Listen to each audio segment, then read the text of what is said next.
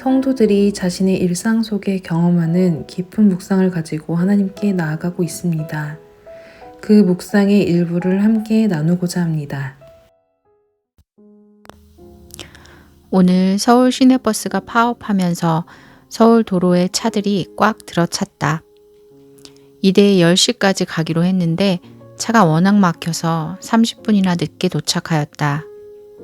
도착하자마자 죄송합니다 꾸벅거리며 오전 일정을 정신없이 치러나갔다.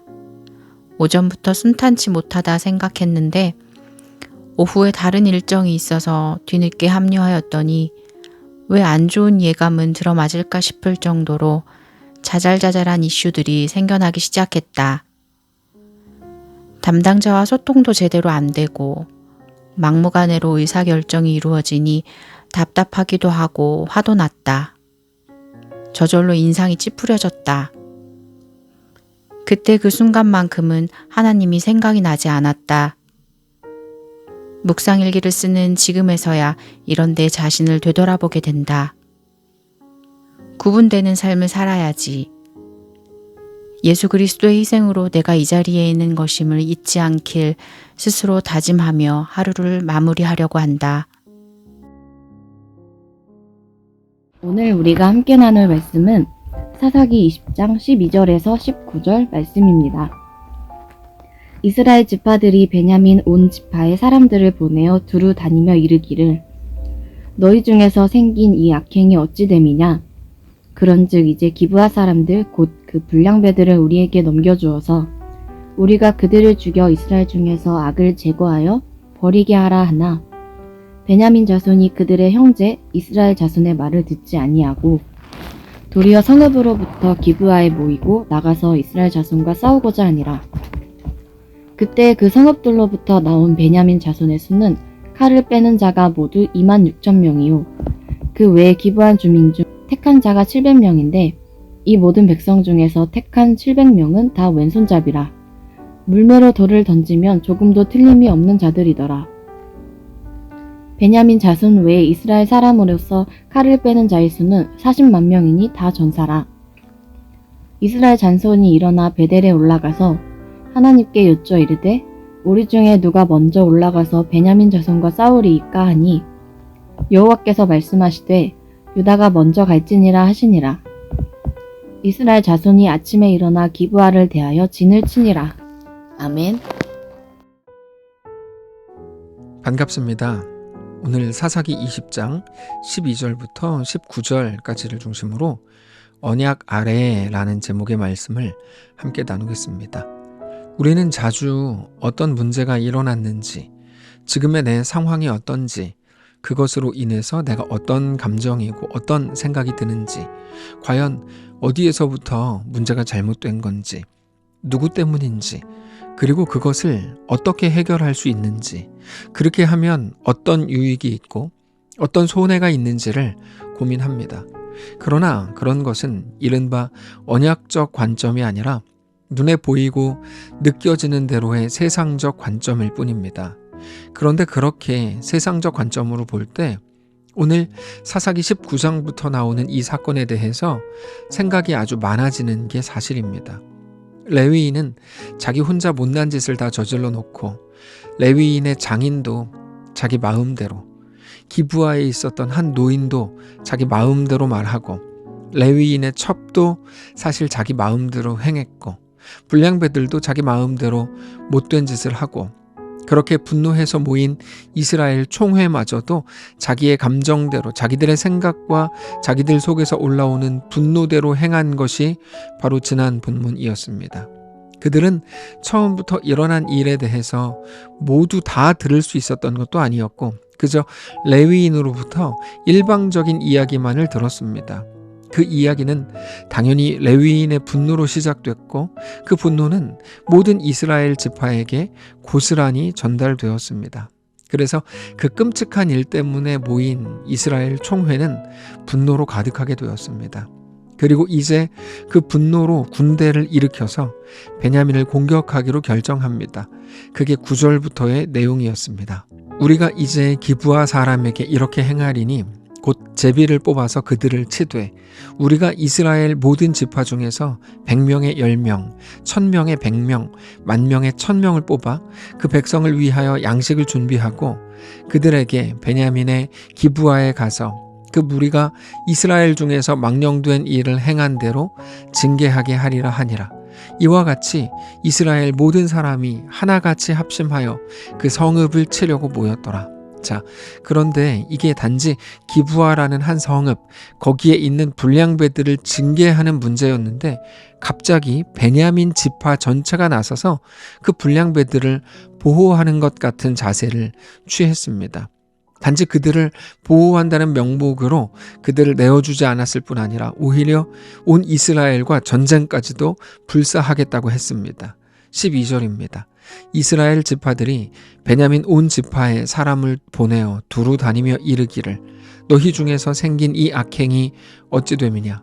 그런즉 이제 기브아 사람들 곧 불량배들을 우리에게 넘겨주어서 우리가 그들을 죽여 이스라엘 중에서 악을 제거하여 버리게 하라 하나 베냐민 자손이 그들의 형제 이스라엘 자손의 말을 듣지 아니하고 도리어 성읍들로부터 기브아에 모이고 나가서 이스라엘 자손과 싸우고자 하니라. 그러니까 이스라엘 전체가 보기에 베냐민은 분명 정의를 포기한 사람들이었던 겁니다. 물론 그 정의라는 것도 자기들이 임의로 만든 정의, 자기 잘못을 감추고 분노만 쏟아냈던 한 레위인으로부터 들은 것을 가지고 자기들의 감정으로 만들어낸 잘못된 정의였지만 이스라엘은 그 정의에 대해 눈 감은 것처럼 보이는 베냐민을 보면서 참을 수 없는 분노를 느꼈습니다. 그래서 곧바로 전쟁 모드로 돌입했습니다. 이제 그들의 군사의 수가 어떻게 되는지에 관한 내용이 쭉 나옵니다. 15절입니다. 그때에 그 성읍들로부터 나온 베냐민 자손의 수는 칼을 빼는 자가 모두 26,000명이요. 그 외에 기브아 주민 중 택한 자가 700명인데 이 모든 백성 중에서 택한 700명은 다 왼손잡이라 물매로 돌을 던지면 조금도 틀림이 없는 자들이더라. 베냐민 자손 외에 이스라엘 사람으로서 칼을 빼는 자의 수는 40만 명이니 다 전사라. 자, 그렇게 이스라엘의 모든 지파와 베냐민 한 지파의 전쟁이 시작됐습니다. 이스라엘은 누가 제일 먼저 나가서 베냐민과 싸울까요? 이렇게 하나님께 물었습니다. 그때 하나님께서는 유다가 먼저 가라 이렇게 말씀하셨습니다. 18절입니다. 이스라엘 자손이 일어나 베델에 올라가서 하나님께 여쭈어 이르되 우리 중에 누가 먼저 올라가서 베냐민 자손과 싸우리이까 하니 여호와께서 말씀하시되 유다가 먼저 갈지니라 하니라. 그런데 전개가 이게 이렇게 나오다 보니까 이 사람들의 전쟁이 하나님께서 이끄시는 전쟁인 것처럼 보이고 특별히 하나님께 물었고 하나님이 대답하셨다는 이런 말이 나오다 보니까 이거 하나님이 완전히 주도적으로 이끄시는 거 아닌가 이런 식으로 생각할 수 있지만 여기까지 오는 과정이 그렇게 하나님 중심이 아니었다는 것을 우리는 모두 잘 알고 있습니다. 결국에 지금 일어나고 있는 이 모든 일들 역시 형식적인 것에 가까웠을 가능성이 상당히 높습니다. 이스라엘이 하나님께 물었고 하나님이 대답하셨다 이렇게 돼 있는데 그건 분명 자기들만의 방식으로 하나님께 물은 것이고 자기들만의 방식으로 하나님의 음성을 듣고 있다고 생각할 수 있는 거죠. 그렇게 유다가 먼저 베냐민을 공격합니다. 그리고 내일 본문을 보니까 그렇게 시작된 공격은 사실상 이스라엘의 패배로 끝납니다. 물론 이것 역시 이스라엘이 패배한 것 보니까 하나님이 함께 하시지 않은 것이라는 식으로 생각할 수는 없습니다. 어떤 상황 자체를 가지고 하나님의 은혜나 저주를 설명할 수는 없습니다. 다만 우리가 하나님의 함께 하심이 아니라는 나름의 증거로 삼을 수는 있을 겁니다. 다만 우리는 사사기 내용을 살피면서 우리 앞에 어떤 상황이 있고 그것에 대한 나의 감정이 어떤 건지 그리고 그 일이 일어난 원인이 무엇인지를 살피는 것보다 그 상황을 그리스도인으로 어떻게 해결할 건지 어떻게 그 일을 대할 건지 의지적으로 어떤 생각을 할 것인지 그 속에서 우리는 믿음을 어떤 방식으로 고백할 것인지 특별히 하나님은 그 상황 속에서 우리에게 어떤 고백을 요구하시는지를 그 길을 어떤 마음, 어떤 자세, 어떤 결단, 어떤 기대와 어떤 소망을 가지고 걸을 것인지를 우리가 깊이 고민해야 합니다. 그게 우리에게 주어진 모든 상황 앞에서의 가장 큰 숙제인 겁니다. 단지 어떤 일을 더 쉽고 강력하게 해결하기 위해서 여러분 기도를 하세요. 봉사를 하세요. 하나님을 기쁘시게 하기 위한 일을 행하세요. 그러면 모든 일이 더 쉬워지고 더 빨리 끝납니다. 이런 식으로 말하는 게 아닙니다. 그렇게 단지 이 일을 잘 처리하는 것에 우리의 중심을 두기에는 우리의 삶, 우리의 인생, 성도의 길이라는 것이 너무 깊고 우리를 온전한 하나님의 백성으로 완성하시겠다고 하신 우리에게 대한 하나님의 계획과 그 언약이 너무 존귀한 겁니다. 하나님은 우리를 이 일을 더 잘 처리할 수 있는 사람들로 만들려는 것 아니고 더 어려움이 없이 살게 하시려는 목적도 가지시지 않았습니다. 지난 주일에 나누었던 하나님의 언약에 대해서 우리는 늘 기억할 수 있어야 합니다. 그렇게 나는 너의 하나님이 되고 너를 온전한 하나님의 백성으로 완성하겠다라고 하신 하나님의 언약 말이죠. 우리도 매일 우리가 알지 못하는 일, 어쩌면 우리에게 해답이 없는 일들을 많이 만나게 됩니다. 우리가 예상했든지 그렇지 않든지, 의도했든지 의도하지 못했든지, 우리가 만든 일이든지 그렇지 않은 일이든지, 우리가 만난 모든 일들 속에서 우리의 모든 정황과 모든 사건 속에서 항상 우리의 실력을 넘어 완전하게 우리를 이끄시겠다고 약속하신 그 신실하신 우리 하나님을 기억하고 신뢰하고 사랑하고 그렇게 오직 하나님께만 소망을 두는 그렇게 언약 아래에 거하는 주의 백성들 되시기를 주님 이름으로 축복합니다. 기도하겠습니다.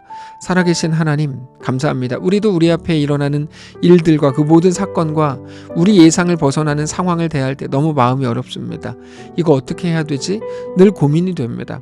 늘 방황하는 어린아이 같이 우리도 그렇게 나락으로 떨어집니다. 그러나 하나님 우리를 새롭게 하셔서 모든 상황 앞에서 언제나 하나님의 언약을 기억하게 하시고 그러면서 지금 나는 누군지 우리 하나님은 누구신지 그러므로 지금 내 앞에 일어나는 이 모든 일들을 통해 하나님은 나를 여전히 어떻게 이끌어 가실지를 생각하며 그렇게 하나님의 언약 아래에 거하는 사랑하는 모든 성도들 다 되도록 축복하시옵소서. 감사드리며 살아계신 우리 주 예수님의 이름으로 기도합니다. 아멘. 사랑하는 성도 여러분, 하나님께서 오늘 하루를 우리에게 허락하셨습니다. 믿음으로 우리 주께 나아가시기를 원하고 어떤 자리, 어떤 형편 속에서도 하나님을 뜨겁게 사랑하고 우리 하나님과 믿음으로 동행하는 귀한 날 되시기 바랍니다.